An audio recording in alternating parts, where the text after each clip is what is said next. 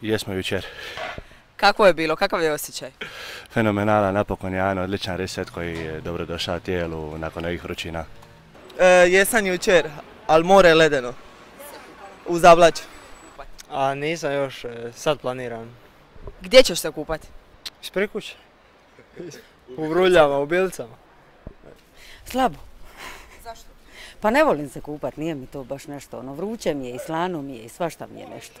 Jesam. Kada? Pa ima 2 tjedna. Prije 2 tjedna nije da se kupam svaki dan, nego sad malo ono zaladilo pa se nisam kupala, pa eto, baš sam se jučer kupala.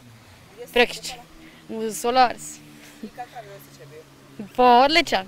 Prvi put je bilo čak toplije, sam malo ono ledenje, ali sam izdržala. Jadrija broj 1 uvijek za sva vremena. Pa, mogao bi do Vodica kod Bakovića, mog prijatelja, bas džir. Primošten, definitivno. U bilo, tako. Taj džir. Bokser, tamo mi je najljepše. Ima malo lada, ima sunca, ima za ist.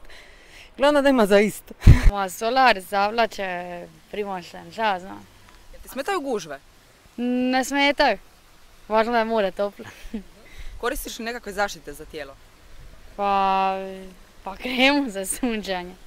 To je to i stavim kapu na glavu da me sunce ne pukne u glavu.